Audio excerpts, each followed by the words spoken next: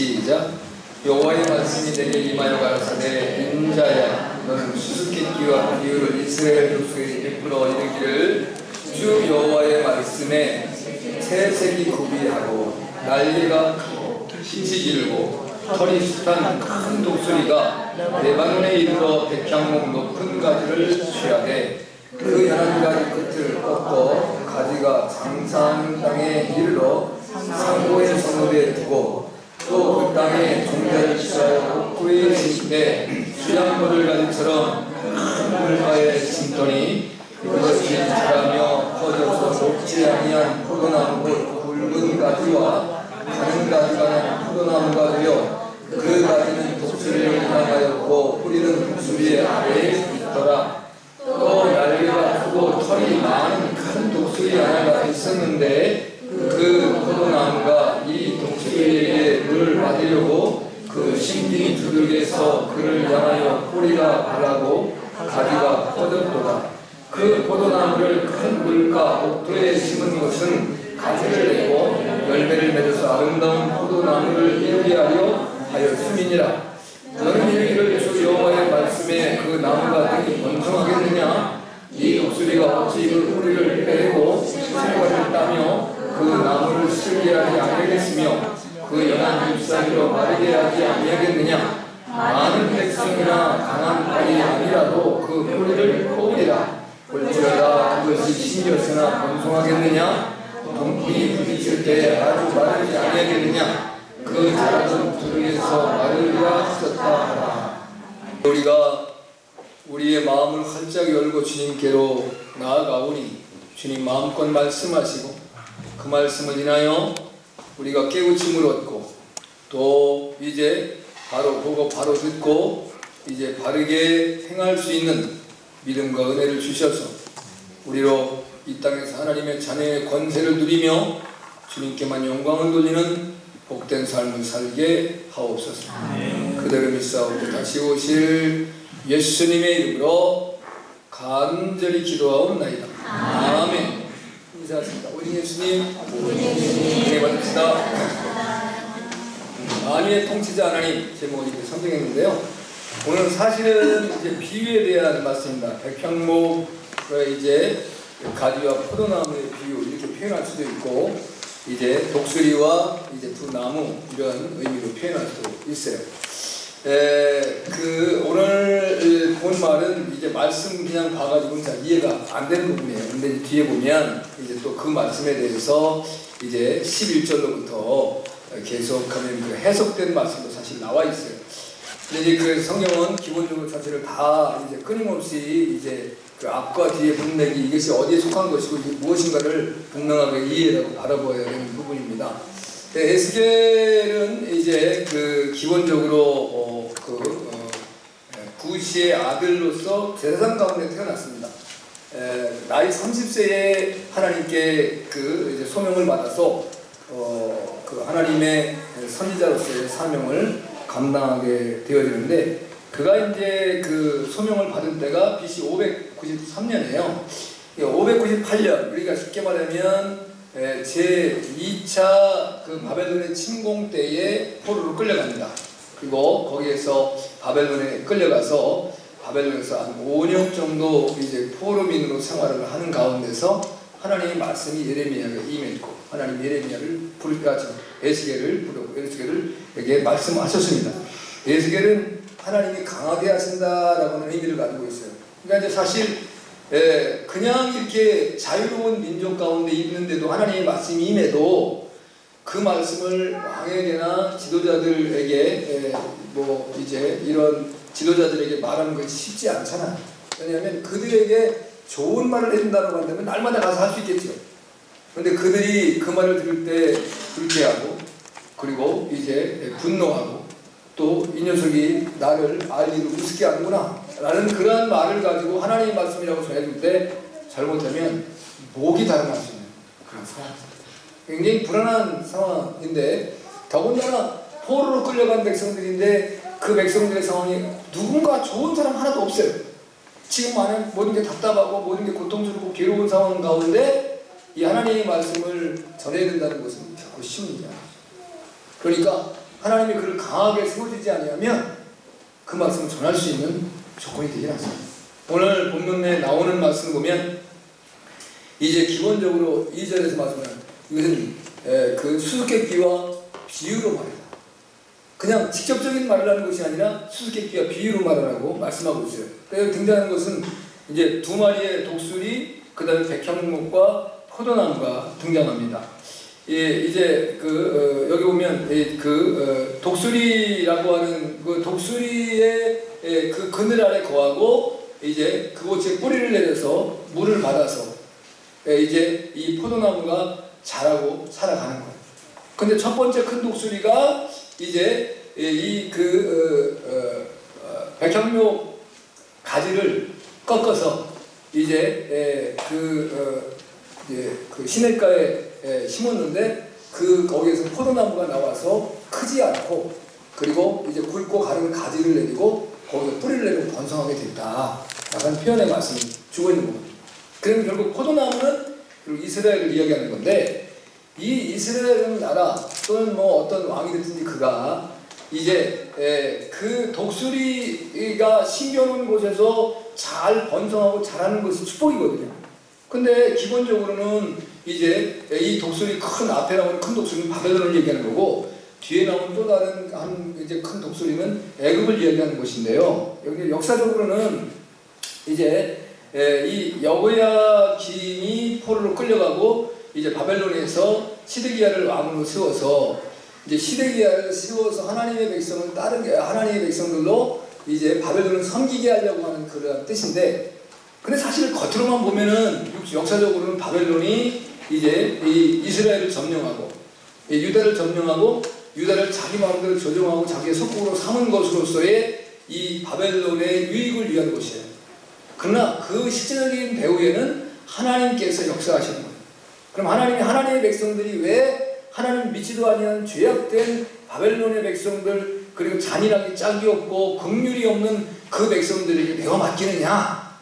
그것은 그 백성들의 교만을 낮추시고 그들도 회개하고 깨달아서 하나님께 돌아오게 하기 위함이라고 말씀하고 있어요.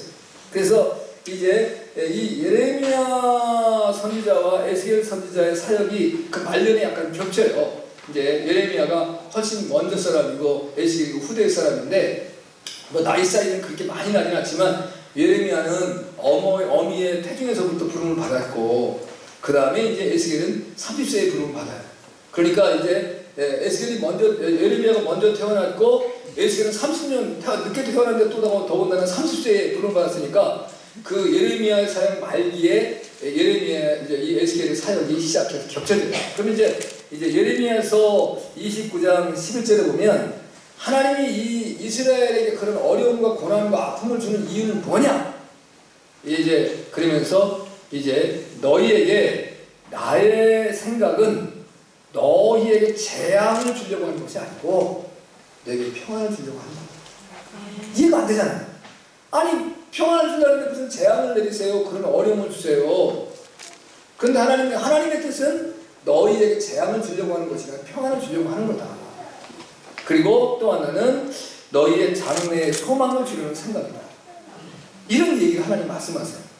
이게 어떨 때는 이게 내가 걸어가는 내 삶의 내 계획과 생각과 이제 그 삶의 여정 속에 하나님은 내가 원하지 않은 전혀 반대적인 모습으로 나에게 역사하시는 때가 때로 많이 나타난다는 거예요. 그러면 이제 우리는 그때 무슨 생각을 하냐면 도대체 하나님이 뭐 하시는 거예요? 하나님 도대체 어디 계시는 거예요? 하나님은 자기의 자녀들인 내 백성이 이렇게 어려운 고통을 당하고 있는데 하나님은 돌아보시지도 않고 뭐 하시는 거야? 라는 생각을 갈 수 있다는 거예요. 우리의 입장에서는. 근데 하나님은 실로 나를 위하고 있다는 거예요. 내가 하나님은 거룩한 백성으로 살기를 원하지 내가 죄악된 백성으로 살기를 원하지 않는다는 거예요. 그럼 지금 우리의 삶도 마찬가지입니다. 우리가 이 땅을 살아가는데 나는 내가 최선을 다해서 열심히 살아가고 있습니다. 나는 내가 이제 어떻게 하든지 하여튼 내가 하나님의 백성을 하나님을 높이겠습니다. 라고 해서 수단과 방법을 가리지 않고 세상을 살아갈 수 있다는 거예요. 그런데 하나님 그걸 기뻐하지 않아요. 내가 세상에서 높아지지 않아도 된다. 내가 큰 일들을 뭐 하지 않아도 된다. 그저 내 뜻에 맞는 내가 원하는 백성으로 살아라. 아멘. 하나님이 요구하는 건 이거라는 거예요. 그런데 우리는 아니라는 거예요. 내가 하나님을 굉장히 높여드린다는 거예요. 내가 하나님을 위해서 뭔가를 좀 한번 멋들어지게 해보겠다는 거예요. 근데 그것이 하나님의 뜻과 생각해서 어긋날 때가 많이 있다는 겁니다. 그래서 우리가 오늘 이제 제가 이제 에스겔서를 요즘에 이제 주제를 이제 선정하고 이제 공부를 하면서 에스겔서 사실은 이제 예언서는 쉽지가 않거든요. 예언서는 이제 상징된 말씀도 많고 그 다음에 이해하기가 쉽지 않으니까 많은 사람들이 예언서에 손을 안 대더라고요. 그래서 저는 이제 기본적인 이제 주제를 선정해갖고 이제 새벽에 이제 지금 우리가 이제 이사야서를 해나가고 있는데 예레미야 예가는 이제 제가 다 해놨거든요. 이제 에스겔서 이제 하고 있는데 사실은 새벽이 굉장히 좋거든요. 그러면 새벽에 이제 성경을 이제 전체를 다 강의를 할 수는 없지만 그 주제로 선정해서 성경 말씀을 순서대로 다 해나가고. 그래서 요즘에 어떤 목사님이 글을 써놓은 것 같은 게 있더라고요. 대한민국의 교회가 살려면 강해 설교를 시작해라. 그러니까 그냥 이제 현상에 맞는 성경을 읽어놓고 이제 다른 얘기 하지 말고 성경을 순서대로 성경의 말씀이 하나님께서 우리를 어떻게 인도하신다를 따라가는 어떤 삶을 좀 살아보자. 그걸 누가 강조하고 있더라고요. 이게 맞는 말씀입니다. 근데 실제적으로는 그게 쉽지 않은 것이 여러분들이 뭐 어떤 분은 주일에 낮에 한 번 나오고 막 땡치시는 분이 많아요. 그 다음에 이제 어떻게 억지로 또 주일날 저녁에 나오시는 분이 있어요. 그 다음에 그래도 좀 수요일날 생각해 나오시는 분이 있어요. 그 다음에 또 이제 거기서 또 추려서 이제 금요일날 또 나와요. 그 다음에 또 추려서 새벽에 이제 그래봐야 새벽에 많이 나올 때 이제 4명, 5명 아니면 이제 인자 권사님, 이제 우리 사모님, 그 다음에 이제 다른 교회 권사님 셋이 나와요. 네. 그런데 다른 교회 권사님 안 나오면 둘 나와요. 또 우리 사모님이 이제 몸이 아파서 못 나오면 권사님 하나 나와요. 그 권사님 또 일 있으면 나 혼자예요. 그러니까 내가 정말 매가리가 없는 거예요. 왜 이럴까? 내가 여기 와서 15년인데 얘기를 해도 이게 안 되어지는 거예요. 그래 뭐 이건 뭐 당나귀라고 해서 목에다 목살을 걸어서 끌어와요. 아니면 뭐 성경에 있는 것을 갈고리 코에다 갈고리를 껴서 끌어와요. 이게 결국은 나를 위한 건데 여러분이 하나님 앞에 예배드리고 하나님 앞에 신앙생활하는 것이 저를 위한 거예요? 그럼 하지 마세요. 전 여러분이 위해 주는 거 별로 원하지 않습니다. 네, 여러분 스스로 살면 돼요. 아멘? 그러니까 저도 나를 위한 거고 여러분도 여러분을. 그런데 저에게 있어서는 여러분을 잘 이끌고 인도해줘야 될 책임이 있는 거예요. 근데 지도자니까. 근데 이걸 어떻게 해야 되는 건지 참 모를 정도로 답답할 때가 많이 있어요. 어떤 분은 주일도 또 안 나와요. 그럼 뭐 이제 한 달에 한 번. 또 어떤 분은 정말 누군만 갖다가 뭐 이제 크리스마스 이제 신자도 있을 수 있어요. 크리스마스 때 또 나오시는 분. 어떤 분도 부활절 때 한 번 나와. 답답한 거죠. 그러니까 이제 계속 지속되어서 말씀들이 연결되고 이제 이어가야 되는데 그게 참 쉽지 않습니다. 그래서 강의 설교는 굉장히 중요해요. 하나님의 말씀을 깊이 있게 그 말씀을 이제 가지고 해야 됩니다. 그 이제 에스겔서를 이렇게 이제 나름대로 제가 이제 묵상을 하고 연구를 하다가 이 예레미야 이제 에스겔서 17장이 콱 와닿는 거예요. 이게 정말 지금 우리가 살아가는 삶의 모습이구나. 국가나 가정이나 개인, 또 교회, 우리 성도들. 그래서 오늘의 말씀을 선정한 겁니다. 자, 그러면 사실 요시야에게는 아들이 셋이 있었어요. 요시야 왕은 나름대로 이제 그 힐기야의 그 이제 율법책을 발견한 것을 통해서 히스기야가 이제 요시야가 바른 신앙을 가져요. 그 성경을 정화하려고 하고, 그다음에 훌다라고 하는 여선지라고 표현되어 있는 자가 있었는데 와서 질문을 합니다. 이거 어떻게 했느냐? 그러니까 당신의 때에는 어려움이 없고 평안함이 이루어질 것입니다. 그래서 그 아들이 이제 셋이 있는데 그 아들이 여호아스, 여호야김이 아니라 이제 마따냐. 여호야김은 엘리야김이에요. 원래는 여호아스, 엘리야김, 마따냐 이 세 사람이에요. 근데 이제 이 세 아들이 다 왕이 돼요. 그게 가능하겠어요, 안 하겠어요? 그거 원래는 안 되는 거예요. 그렇죠? 우리나라에서도 이제 역사적으로 단종에서가 있어요. 단종의 아버지가 누구예요? 문종이에요. 근데 문종이 병약되고 그래서 자기 아들을 늦게 낳아가지고 또 이 아들을 잘 왕위로 옹립시켜 주지 못했어요. 그래서 이제 그 누구에게 단종이 이제 그 왕위를 빼앗깁니까? 예? 수양대군에게. 근데 다시 단종에게는 이제 문종이 그 누구에게 자기 아들을 부탁해요? 김종서라고 하는 훌륭한 이제 지도자고 책사에게 맡기는데 이 김종서 하시는 분이 굉장히 정말 충성심이 강하고 또 이제 나를 사랑하는 마음이 있었는데 사람들을 품는 마음이 없었어요. 그러니까 그 밑에 사람이 꼬이지 못하는 거예요. 그거를 수양대군이 이제 자기 혼자는 이룰 수가 없는데 이 한명회라고 하는 책사가 등장하면서 이 수양대군이 힘을 얻는 거예요. 그래가지고 단종을 쳐버리고 왕위를 빼앗는 거예요. 그리고 나니까 사실은 이 시조선이 대한민국에 형성되면서 이상한 데로 가네. 하여튼 이 시조선이 되면서 이제 태조가 이제 그 이성계가 태조잖아요. 그럼 밑에는 조자를 쓰면 안 되고 종자를 써요. 왜냐하면 나라를 세운 사람은 하나예요. 그리고 나머지는 이제 그 왕족으로 이어나가는 건데 자기는 세조라고. 자기가 새롭게 나라를 세우는 것 같은 그러한 이름을 세워요. 무지하게 웃기는 거죠. 그러니까 이게 사실은 이게 왕의 계열은 그 아들들이 여러 있으면 세자로 책봉된 사람 하나만 왕이 돼야 돼요. 근데 그런 역사가 우리 이제 역사에 많이 이제 기억해지는데 그걸 다 얘기하려고 그런 거 아니라 여기 요시아의 아들이 셋인데 셋이 다 왕이 돼요. 그 왕이 되는 역사는 이제 그 과정에 그 여호아스는 원래 그 BC 609년에 그 요시아가 그 아수르와 그 이제 애굽의 전쟁을 상황을 이루려고 할 때 그걸 나가서 막으려고 하다가 그 전사에 그 요시아가 전사해.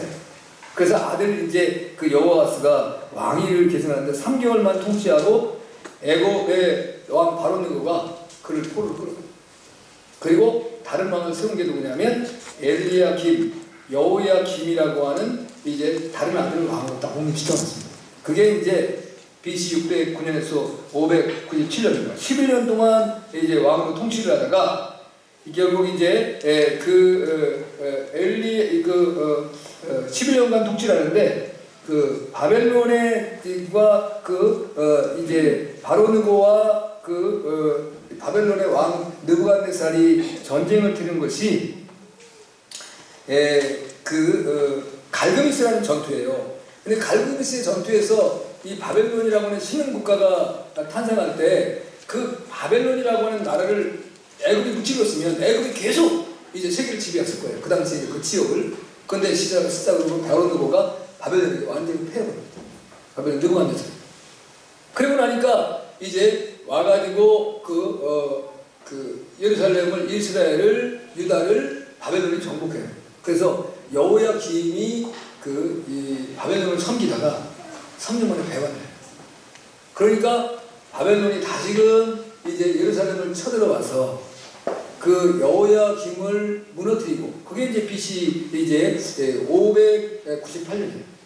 그때에 누구를 세우냐면 이제 여호야김이 이제 여호야긴이라는 왕을 이제 세웠는데 여호야긴이 18살 때 왕이 등극해요.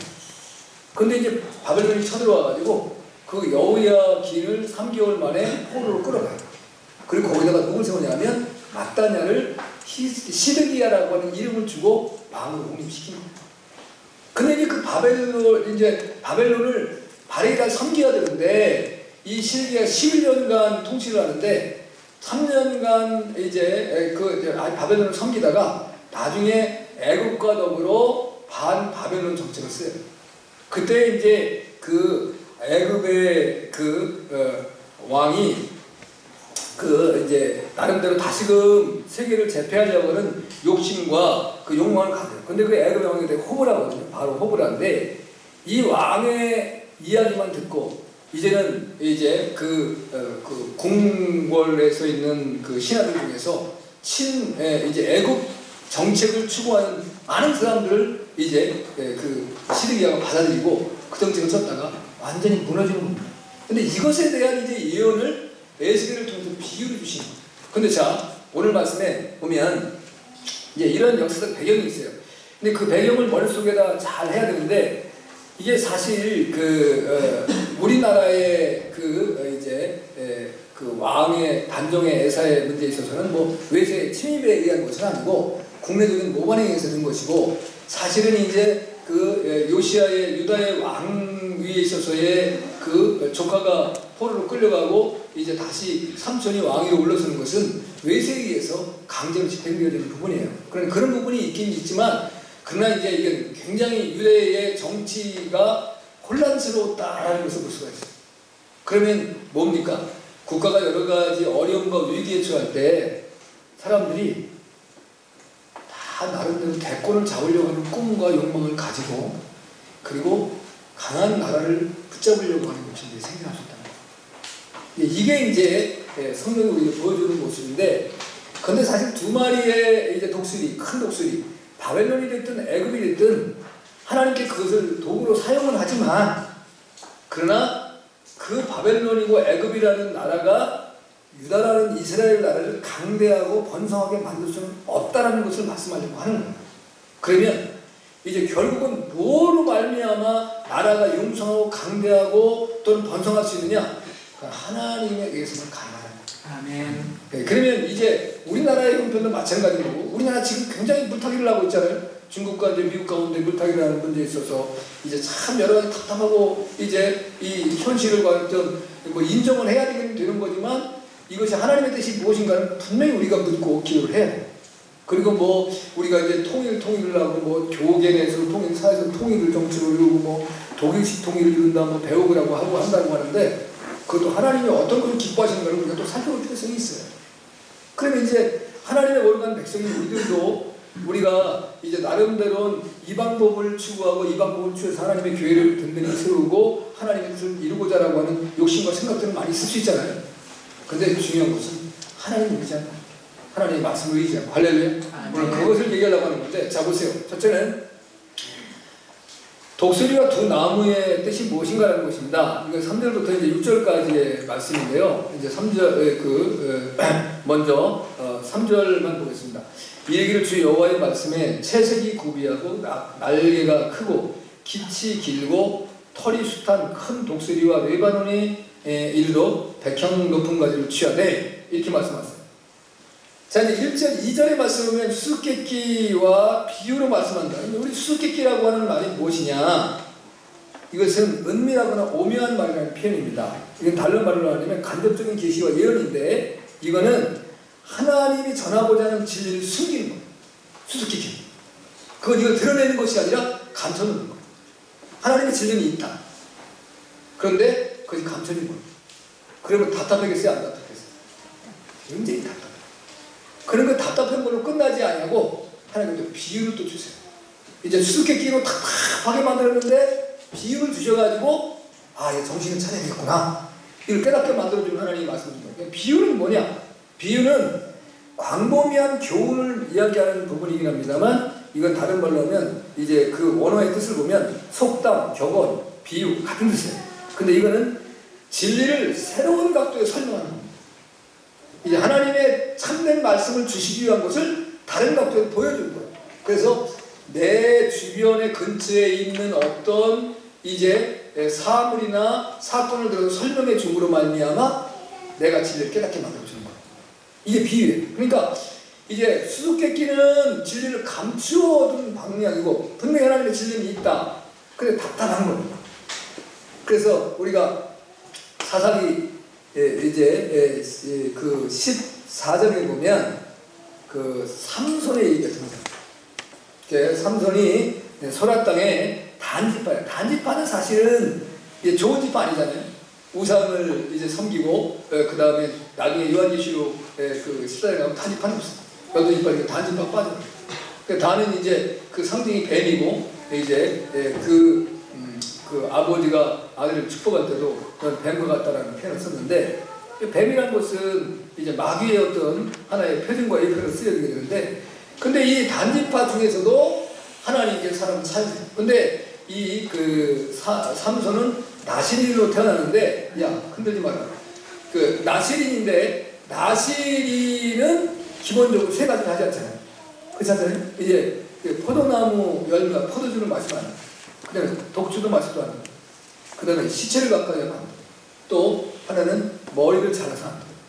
그런데 이 삼손은 술 좋아했어요. 그리고 또 그 이방 여인들을 또 즐겨했어요.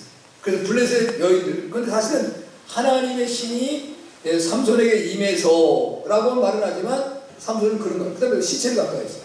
그래서 이제 그 딥나라고 하는 곳에 내려가서 여인의 이름은 밝혀지지 않아요. 블레셋 여인, 한 여인을 보고 한눈에 콱 가버렸어. 한순간에 그냥 한눈에 말아버렸어. 그 부모님을 데리고 갑니다. 왜? 이제 그 여인을 자기 아내로 삼으려고. 그러니까 아버지가 얘기를 하는데 이 여자밖에 없대. 이 여자 아니면 나 결혼 안 해. 그러니까 이제 부모님이 어쩔 수 없이 가요. 그리고 이제 부모님을 내려가고 모시고 가기 전에 그가 이제 그 여인의 한눈에 반하고 오다가 사자를 만나. 사자를 찢어 죽여요. 그리고 다시 내려가다 보니까 이제 시간이 좀 걸렸겠지. 얼마 걸렸는지 모르지만 사자가 다 죽어도 이제 뼈 혼자만 남았지 않겠어요? 다 이제 뭐 와서 뭐 하이에나나 뭐 독수리나 뭐 그다음에 이런 것들 다 지금 먹고 근데 거기에 벌이 집을 짓고 꿀을 집어. 근데 그걸 찍어 먹으니까 꿀이 너무 많아. 근데 나시리는 시체를 가까이 하면 안 되는데 사람 시체만이 아니에요. 그 사자의 시체도 가면 안 되거든. 근데 거기를 가고 그걸 가지고 이제 자기의 아내로 삼으려고 했던 딥나의 이제 블레셋 청년들 30명에게 술기끼를 내가 이 술기끼를 이제 풀면 내가 너에게 옷 30% 줘. 옷은 나에게 줘. 그러니까 술기끼 뭐냐면 강한 거에서 단 것이 납니다. 그게 그 누가 어떻게 알겠어요? 여러분 알겠어요? 강한 거 단 것이 나는데 뭘 알겠어요? 그러니까 분명히 뜻은 있는데 알 수 없어요. 수수께끼 알 수가 없어요. 그래서 이제 그 여인이 딥나의 그 삼손의 부인될 만한 여인이 삼손을 보고 애걸 묶어놔. 일주일 기간인데 그러니까 삼손이 여인을 사랑하니까 그 답을 알려주는 거예요. 그래서 이제 강한 것은 무엇이겠으며 다른 것은 무엇이겠느냐. 아니 삼손이라는 말을 블레셋 청년들이 딱 하네. 그래서 삼손이 이건 뭐예요? 이게 이 여자한테 맞서 얘기해서 알아. 그래가지고 이제 아스글론에 내려가서 블레셋 사람 30명을 쳐 죽이고 그 옷을 벗기다가 선물을 줘. 그러면서 이제 기분이 나빠가지고 화가 나서 돌아왔어요. 그랬더니 이제 아버지가 우리 사육감이 이제 마음이 바뀌었구나 해가지고 블레셋 사람에게 그 아내를 줬어요. 그 나중에 이제 자기 그 부모님을 내려가갖고 이제 결혼식을 하려고 갔더니 원래는 양반하고 결혼하는 거잖아요. 가봤더니 아내가 없었어. 그러니까 이제 그 부모가 겁이 나가지고 그보다 더 예쁜 동생을 줄 테니까 이제 마음을 다스렸더니 삼손이 화가 나가지고 이제 여우를 잡아가지고 이제 300마리를 잡아서 꼬리끼리 묶어가지고 불을 달아가지고 블레셋의 이제 그 평야에다가 그 농지에다가 불 질러가지고 블레셋에 그냥 야단 법석이나게 만듭니다. 그래서 블레셋 사람들이 그 여인의 부모와 자식들을 다 죽여요. 그리고 불살합니다. 분노해서. 뭐 이런 역사가 나타나요. 그러니까 수수께끼라고 하는 것은 알 수가 없는 거예요. 근데 비유는 우리로 깨닫게 하는 거예요. 내가 내 주변에 있는 예수님은 뭐로 말씀하셨어요? 비유로 말씀하셨어요. 근데 예수님은 가장 쉬운 비유. 들녘을 보면서 자연을 보면서 그 다음에 이제 씨를 뿌리는 농부를 보면서 예수님은 들녘에 핀 백합화를 보면서 비유가 됐습니다. 그러니까 비유를 통해서 깨달아주는 역사를 일게 만드시는 거예요. 자, 여기서 두 마리의 독수리와 두 나무의 비유를 통해서 하나님이 주시는 것은 제가 아까 이제 독수리는 이제 큰 첫 번째 독수리는 뭐라 그랬어요? 바벨론이고 바벨론의 왕 느부갓네살 왕을 예표하는 거예요. 그러면 여기서 주려고 하는 것은 뭐냐면 이 바벨론이라고 하는 나라가 강대한 나라가 되어서 우리의 생각과 의미에는 관계없이 이 나라가 우리를 지배하고 다스린다라고 하는 것에 있어서는 먼저는 뭐예요? 이 만유를 다스리고 통치하시는 하나님을 인정해야 된다는 거예요. 하나님이 이런 일을 하시는 거예요. 그래서 하나님은 바벨론 느부갓네살에 의해서 이스라엘의 백성들이 그곳에서 이제 통치를 받으면서 거기서 평안을 누리고 번성하기를 원하신 거예요. 안정을 누리잖아요. 그러면서 뭐예요? 사실은 포로 생활이라는 것이 아무리 자유를 준다고 해도 포로 생활이 고통스러워요? 안 고통스러워요? 고통스럽잖아요. 그럼 그때 깨닫는 거죠. 우리가 이 고통과 고난이 우리의 죄 때문에 왔고 우리가 돌아가서 돌이키지 마. 하나님 이걸 원하셨어요. 그런데 이게 이 백성들이 그걸 깨닫지 못한다는 거예요. 그러니까 우리는 우리에게 나타나는 삶의 모든 일들, 저나 여러분이나 여러분이 어떤 나라를 세우기도 하고 무너뜨리기도 하는 거 하나님이 하시는 거예요. 누구를 왕으로 세우고도 왕으로 해서 끌어내리기도 하는 것도 하나님이 하시는 거예요. 사람의 살고 죽는 모든 문제가 누구에게 달려있다? 하나님께 달려있다. 이걸 깨닫고 살아가는 백성은 행복한 백성인 거예요. 그런데 그걸 우리가 깨닫지 아니하고 자꾸 나 중심적으로 생각을 하니까 하나님이 중심이 아닌 내 중심이 되어버리니까 아니 내가 잘 돼야 되는데 왜 내가 어려움을 당해? 내가 이제 높아져야 되는데 왜 내가 낮아져? 예. 우리 집안이 번성해야 되는데 우리 교회가 부흥해야 되는데 내 사업이 잘 돼야 되는데 우리나라가 강대해야 되는데 왜 안 돼? 이렇게만 생각하는 거예요. 우리가 하나님 앞에 바르게 살아가고 있냐라고 하는 걸 생각하지 아니하고 늘 우리가 그게 문제라는 거죠.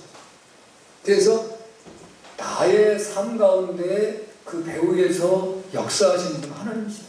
아멘. 그 하나님이 만유의 통치자라는 걸 인정해야 된다는 거예요. 하나님이 바벨론도 사용하시고 애굽도 사용하시고 아스르도 사용하시고 블레셋도 사용하시고 다 사용한다는 거예요. 하나님은 오직 이스라엘의 하나님만은 아니라는 거예요. 그래서 이스라엘을 통해서 뭐예요? 너희로 말미암아 모든 족속이 복을 받아야 된다. 아멘. 하나님 그걸 원하셨는데 자기도 복을 못 받고 있어요. 왜? 하나님을 의뢰하지 아니하고 하나님을 따르지 아니하고 하나님을 온전히 인정하지 않고 살아가고 있기 때문에 그렇다는 거죠. 그게 하나님의 백성들의 가장 큰 문제거리라고 하는 거예요. 저와 여러분이 이 시대에 깨우쳐야 되는 것 중에 가장 중요한 것은 역사의 주관자는 하나님이시다.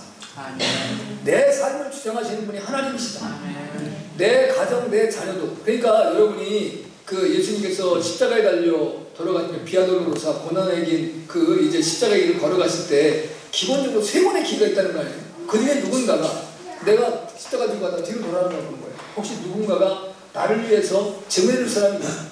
내가 반역자가 아니라는 것에 대해서. 그럼 거기서 즉석으로 재판이 오는 거예요. 그러는 그 고난의 길, 그래서 그것을 한 번에 십자가로 쫙 가는 게 아니라 그 비아돌로사의 길을 걸어가는 거예요. 왜냐하면 십자가의 죽음은 너무나 극악하고 처절한 죽음이기 때문에 정말 이 사람이 억울하게 죽으면 안 된다는 거예요. 그래서 그걸 기회를 주는 거예요. 그때 유대 여인들이 이제 예수님의 따르는 여인들이 예수님에게 물을 갖다 주면서 눈물을 흘릴 때 예수님께서 예루살렘에 따르라. 나를 위해서 울지 마라. 너희와 너희 자녀를 위해서 울어라. 그러니까 우리가 우리 자녀 우리의 마음대로 여러분 됩니까? 여러분 자녀 여러분 말을 잘 들으시죠? 그저 얼마나 착해요. 이제 말 잘 듣고 이제 순종하고 그래 얼마나 좋겠어요. 안 들어 말. 네. 그 다음에 좀 머리 크면 뭐예요? 나도 이제 다 겉대는 거예요. 나도 생각이 있고 나도 계획이 있고 내 뜻이 있는데 왜 무슨 엄마 아버지가 뭐 이래라 저래라 하냐는 거예요. 그래야 안 그래요? 그런다니까요. 사춘기 때부터는 이제 뭐 손 놔야 돼요. 마음대로 안. 그러니까 그 전에 그냥 뚫려 잡아가지고 완전히 신령하게 만들지 못하면 그때부터 방금 뭐야 기도하는 방금 기도하는 거예요. 하나님이 손 봐줘야 돼. 아멘. 아멘. 그 하나님의 손에 붙들림 받아야 우리의 자녀들이 바른 길, 복된 길, 의의 길, 생명의 길 걸어가는 거예요. 그렇지 않으면 소용없습니다. 부모님이 날마다 감시하고 쫓아낼 수도 없고 돈이 많으면 뭐 그 7%인가? 뭐 이렇게 시켜가지고 살려보라고 할 수 있겠는데 그게 쉬운 일이겠어요? 무슨 뭐 이제 나 먹고 살 것도 없고 안 되는 거야. 그러니까 문제는 뭐예요? 기도하는 것밖에 없어요. 자녀를 위해서 울면서 기도하는 거예요. 그러니까 어거스틴이라고 하는 이제 기독교의 위대한 교부를 만들기 위해서 그 어머니 모니카가 30년 동안 울었다는 거 아닙니까? 30년. 여러분 30년이 지금 시간에 엄청난 시간. 우리의 민족으로 보면 한 세대 반이 바뀌는 거예요. 우리가 한 세대 한 20년을 잡잖아요. 한 세대 반이 바뀌는 이제 그러한 세월을 눈물로 자녀를 위해 기도하고 울었더니 그 자리가 돌아오더라고요. 할렐루야. 그러니까 여러분도 포기하지 마세요. 여러분의 자녀가 속썩이고 어려운 참 속썩이는 자식은 정말 부모님 속 많이 썩이잖아요. 부모님의 마음 안 있어도 편안하게 이게 집에 있지 않으면 불안해. 나가면 이게 또 무슨 일 터지 또 어디서 무슨 일 생기 이게 뭐 늘 가슴이 뭐 어디 전화 한 번만 오도 깜짝 놀라요. 요즘엔 하도 이상한 전화가 많으니까 전화 와서 안 놀랄지도 몰라. 뭔 전화가 이렇게 많이 나. 요즘에 핸드폰은 좋더만요. 그냥 집 전화는 몰라. 핸드폰에는 이제 인터넷 가입 권유 전화입니다. 그 금융 대출 전화입니다. 또는 뭐 인터넷 또는 뭐 스마트폰 뭐 교체 전화입니다. 이게 떠요. 그래서 이제 이게 이상한 전화 그냥 끊어버리면 되는데 이제 우리 그냥 유선 전화는 그런 거 몰라요. 전화가 때려 올리면 이게 전화 오면 전화 받으면요. 뭐 이게 쓸데없는 전화인데 이제 그 자식이 속썩이는 부모의 입장에서는 전화 오면 가슴 턱 이것도 무슨 또 속썩이니까. 여러분 이제 역사의 실제 주관자는 전가 하나님이십니다. 여러분이 나의 삶에 어려움이 닥치고 위기가 닥칠 때 사람을 의지하려고 하지 마시고 혹대로 내가 어떤 사람으로 고난과 고려 시련을 받게 해도 이게 하나님께서 나를 바르게 세우기 위함이 시작합니다. 하나님을 인정하고 하나님을 바라보는 은혜가 생겨야 돼요. 하나님이 하시는 일이구나. 이런 은혜가 저 여러분에게 넘쳐나시길 주님을 축복합니다. 두 번째는 다른 독수리와 포도나무 배반의 의미입니다. 7절에서 8절 말씀인데 또 내가 크고 털이 많은 큰 독수리 하나가 있는데 그 포도나무가 이 독수리에게 물을 받으려고 그 신긴 두둑에서 그를 향하여 뿌리를 바라고 가지가 퍼졌도다. 그 포도나무를 큰 물가 옥토에 심은 것은 가지를 내고 열매를 맺어 아름다운 포도나무를 이루게 하려 함이었다. 아멘. 여기 보면 이제 먼저 이제 첫 번째 독수리 큰 독수리인 바벨론이 느부갓네살 왕이 그 백향목 가지를 이제 취해서 그 물가에다가 심어놓고 그것을 잘 자라게 만들려고 했다는 거예요. 그러면서 오늘 8절에 보는 말씀이 그걸 옥토라고 표현했어요. 큰 물가는 옥토. 옥토에 심어놓은 것은 가지를 내고 열매를 맺어서 아름다운 포도나무를 이루게 하려고 했다. 이스라엘이 이제 잘 뿌리 내리고 이스라엘은 나라 자체가 이제 번성하고 강대한 나라가 되기를 원하는 모습으로 이렇게 했다는 거예요. 왜? 바벨론 하나님이 시켜서. 그러니까 느부갓네살이 그렇게 해야 될 이유가 뭐 있어요?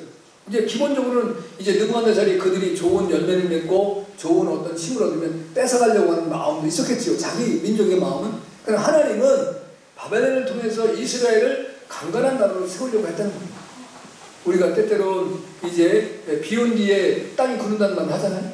어려움과 시련과 고난이 있고 난 다음에 우리가 더욱더 굳건한 사람으로 만들고 세우려고 하는 하나님의 뜻이었는데 이게 이제 그 바벨론보다는 애굽을 의뢰하게 게 낫겠다. 왜냐하면 애굽은 이전에 우리 민족이 400년 동안 종살이를 했었고 또 애굽은 역사적으로 굉장히 강대한 나라 그리고 이제 이 바벨론보다야 우리를 더 괴롭히겠느냐 뭐 이런 마음들이 있었겠죠. 네? 그런 어떤 생각 그 다음에 그것이 이제 그 애굽이 손을 뻗었어요. 야, 너 나를 따라가면 내가 바벨론에서 너희를 해방케 해주겠다. 너희를 자유케 해주겠다. 우리가 저 바벨론을 무너뜨릴 거다. 이제 이런 이제 그러한 호브라의 그 아주 괴력의 계책에 딱 넘어가는 거예요. 그러니까 바벨론을 배반하고 이제 애굽에 따라가는 것입니다. 이 배반을 따라 시드기야 왕은 이제 다른 이제 포도나무가 시드기야 왕이 아닌 다른 독수리를 섬기려고 했다는 것입니다. 다른 독수리주가 말이야 애굽 왕인데 애굽은 이제 그때 바로 호브라라는 왕입니다. 이 사람이 이제 589년에서 570년 동안 이스라엘을 통치했어요. 애굽을 통치한 왕이에요. BC 기원전. 이제 포도나무 심는 사실은 심은 건 누가 심었냐? 느부갓네살이 심었어요. 느부갓네살이 시드기야를 심었어요. 그 심고 그 나라를 이제 견고하게 만들려고 했는데 그 이제 다른 독수리에게 도움을 얻으려고 한다. 애굽의 독수리를 얻으려고. 그러니까 왕이 될 수 있었으니까 시드기야는 왕이 될 수는 잘나. 왕이 절대로 될 수 없는 사람.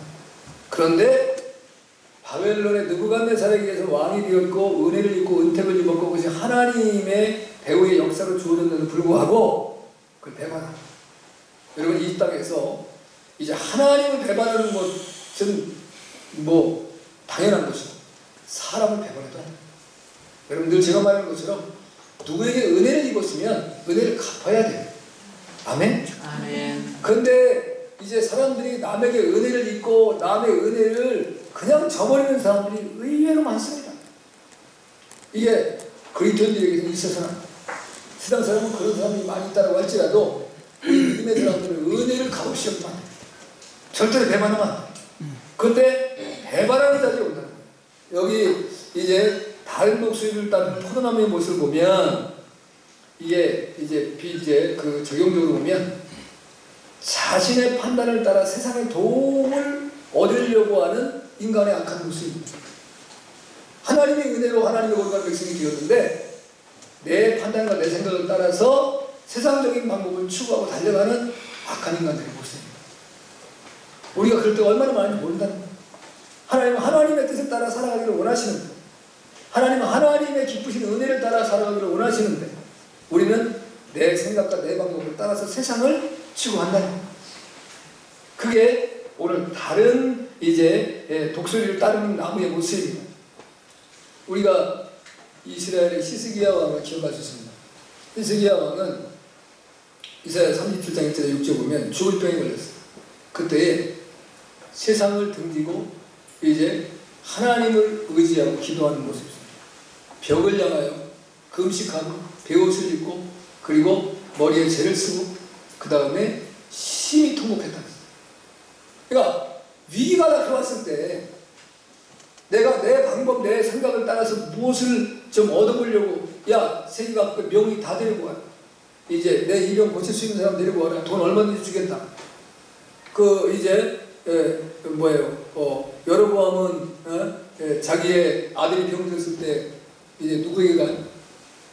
이제 우상을 찾아가잖아요. 그래 내 병이 낫겠는가. 사울은 자기가 위기에 닥쳤을 때 누굴 찾아가요?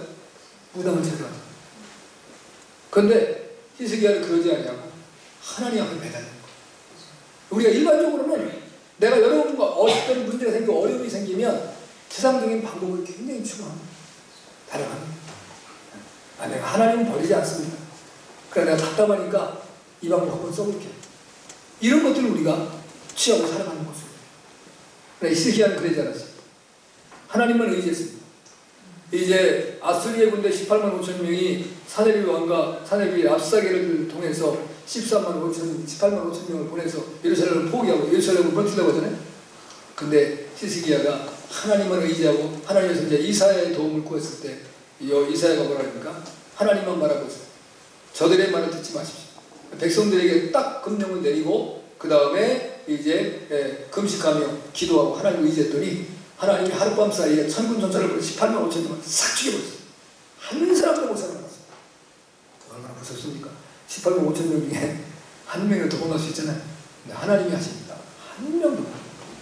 그래서 사내립은 이제 해태하고 돌아가서 자기 아들들, 그러니까 내가 이제 서자예요.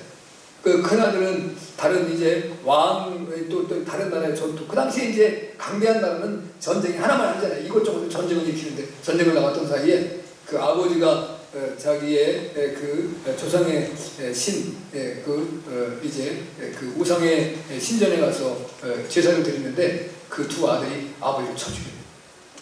그리고 도망가는데 그 아들이 또 죽임을 당하죠. 하나님의 역사는 놀라운 거예요. 우리는 이제 하나님의 뜻을 신뢰해야 됩니다. 이제 우리가 가장 중요한 것은 하나님의 뜻이 어디에 있는가를 늘 찾고 하나님의 뜻을 붙잡고 달려가는 거예요. 할렐루야. 그거 놓치면 완전히 무너지죠. 내 판단, 세상의 도움을 구하기보다는 하나님의 말씀과 뜻을 구하는 것이 우리의 자세입니다. 여러분 어려움이 왔을 때 철저히 기도하세요.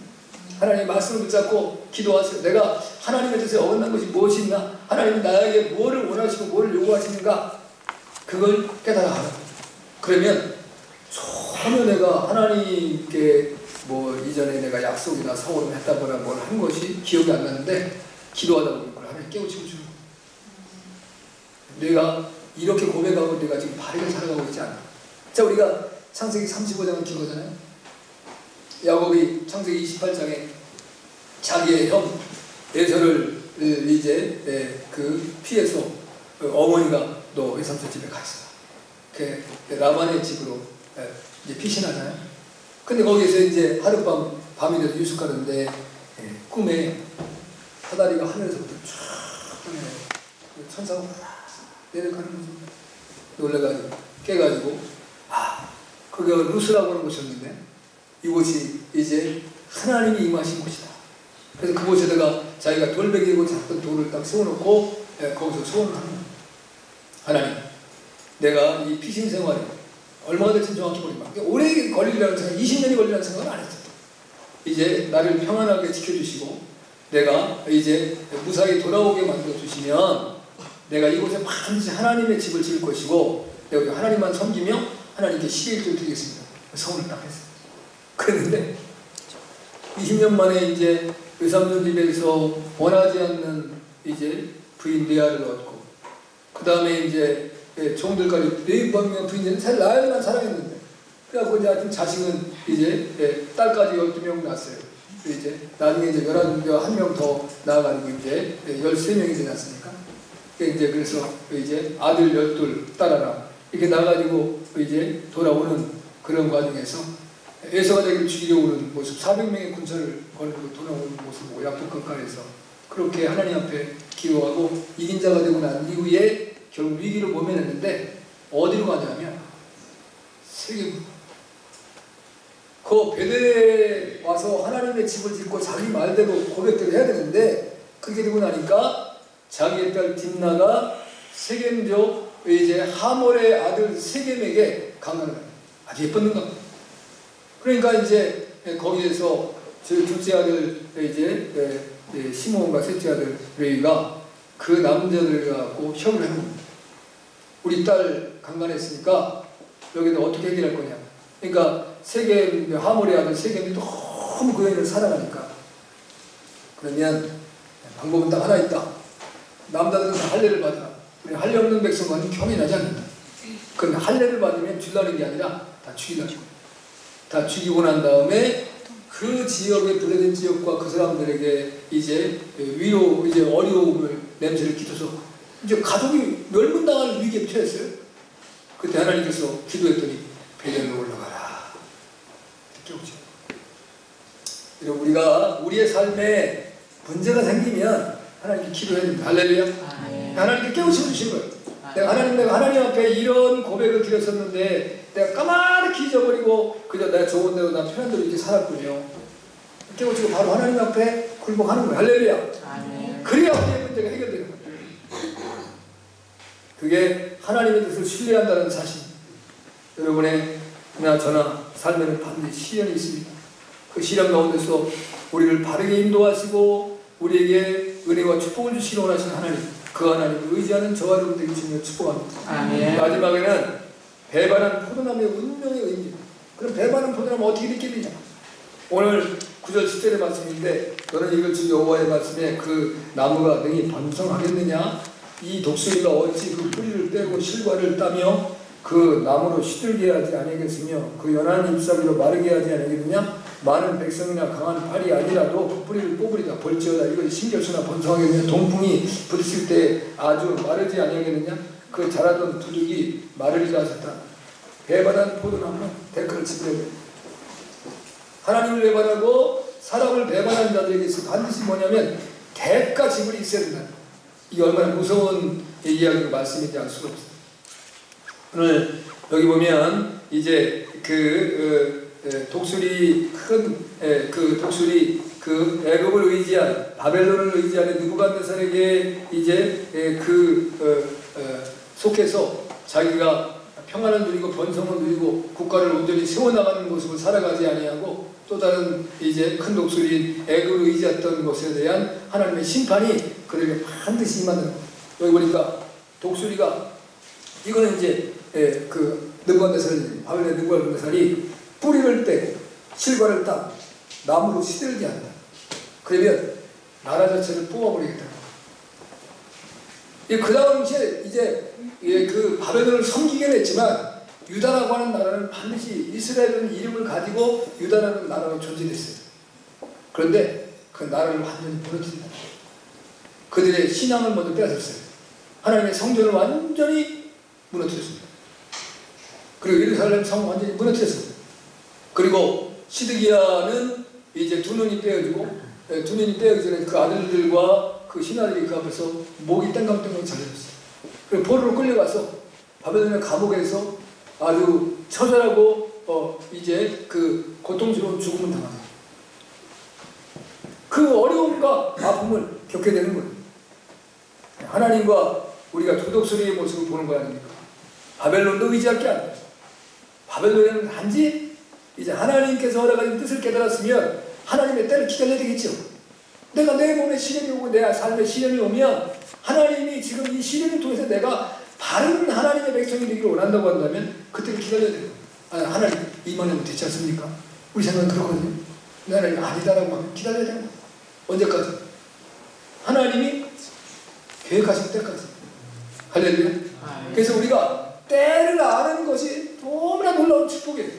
근데 우리가 그걸 잘 몰라요. 이거 어떻게 해야 돼? 끊임없이 기도해야 돼. 자, 이제 다니엘도 이제 왕족으로서 바벨론에 끌려갑니다. 끌려가서 이제 그 이스라엘의 운명에 대한 끊임없는 부르짖음과 간구를 드리는데 어느 날 잠이 오질 않습니다. 그러니까 이제 예레미야의 그 글을 읽는 거예요. 그러다가 이 나라가 아무 때나가 아니라 70년이 돼야 바벨론에서 포로로 돌아가는 거야. 깨닫는 거예요. 네.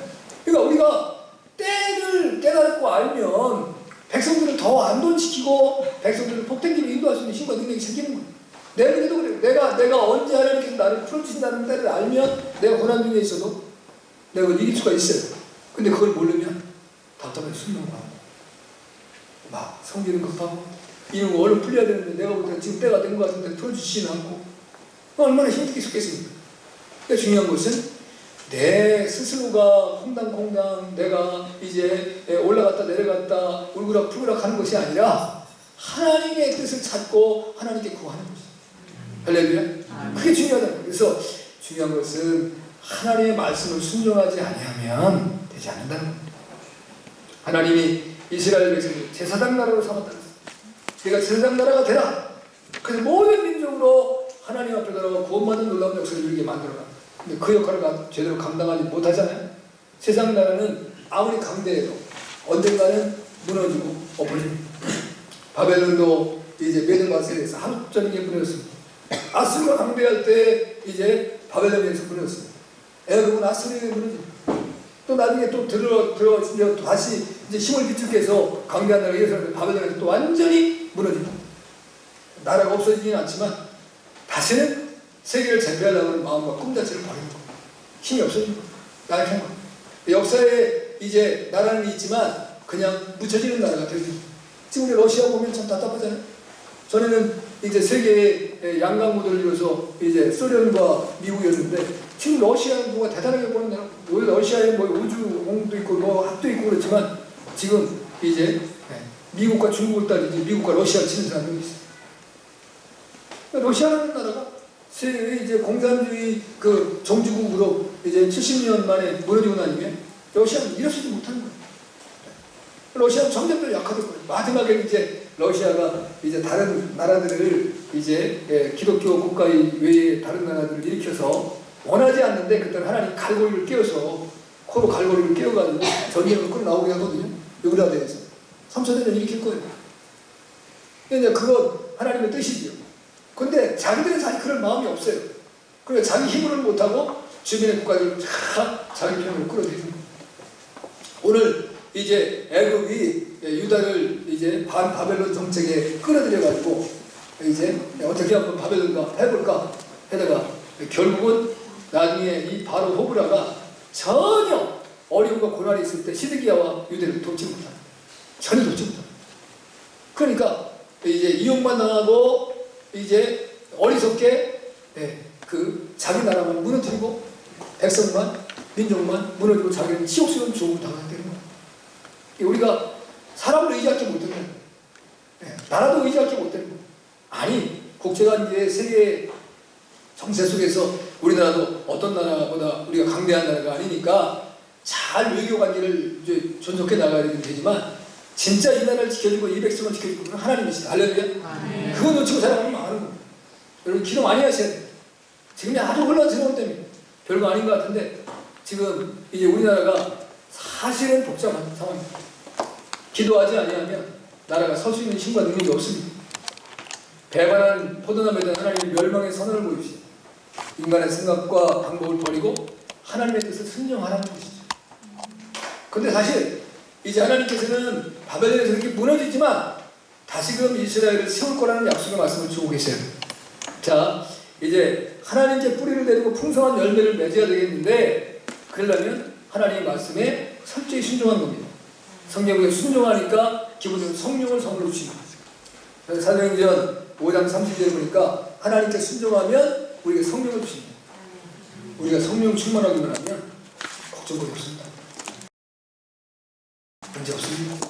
세상 이제 그 변하고 어려워도 우리가 성령 충만하면 복된 삶을 살아갈 수 있어요. 할렐루야. 그 다음에 이제 하나님께 순종하면 아름다운 땅의 소산을 먹게 하십니다. 우리가 살아가는데 풍족한 삶에 하나님께서 양식을 주시는 겁니다. 하나님의 순종함. 그건 이사야서 1장 19절입니다. 그 다음에 하나님이 좋아하신다.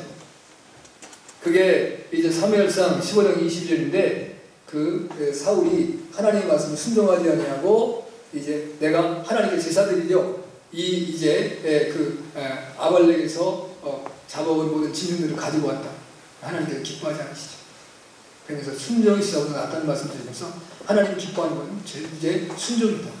하나님 말씀을 순종하는 것. 우리 하나님 기쁘게 하는 걸로 믿음이 있어야 한다고 신명서에 말씀하잖아요. 그 다음에 생명과 장수와 땅을 기업으로 주신다. 우리의 생명을 이제 견고하게 하시고 강하게 하시고 장수하게 하시고 또 땅을 주신다. 우리의 삶의 처소를 하나님께 축복하시는 것. 우리의 이제 생업, 직업에 하나님께 축복 주시는 거죠. 신명기 3장 20절입니다. 그 다음에는 신명기 28장 1절에서부터 6절에 보면 세계 모든 민족에 뛰어나게 하시고 이제 우리가 모든 나가도 들어가도 복을 받고 이제 우리가 자녀가 복을 받고 내일 이제 그 우리까지 복을 받고 내 포도원이 모든 하나님의 축복을 주시는 거예요. 할렐루야. 순종해야 된다. 그러니까 여러분이 때때로 막 앞이 캄캄하고 답답하고 모든 현실이 이제 내 뜻대로 안 되고 어려워져도 우리 하나님을 의지하고 하나님을 순종하는 저 여러분이 된다는 것이죠. 에스겔서의 이제 말씀을 이렇게 보면 선지서 예언서는 어떻게 보면 무슨 말씀인가 잘 이해가 안 될 때가 있어요. 그런데 지금 우리의 삶의 현실이 이제 편안하지는 않지만 우리가 이제 100만 청년 취업의 시대라고 하잖아요. 우리의 자녀를 둔 사람들이 다 고민하는 사람이 없어요. 또 우리 애들이 어떻게 제대로 직장생활을 할까, 어떻게 세상을 살아갈까. 참 우리 더 어려운 시대에 살아왔음에도 불구하고 지금 현실에 그런 어려운 우리 어머니들이 있어요. 그래서 우리가 이 사람을 의지해보려고 저 사람을 의지해보려고 어디다 손을 대보려고 해요. 그러니까 소용없어요.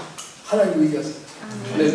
하나님께 말씀에 순종하고 하나님을 따라 살아가면 하나님께서 반드시 우리를 이 땅에서 지켜주시고 우리의 영혼도 이제 온전케 하시고 영원한 천국을 또한 유업으로 주십니다.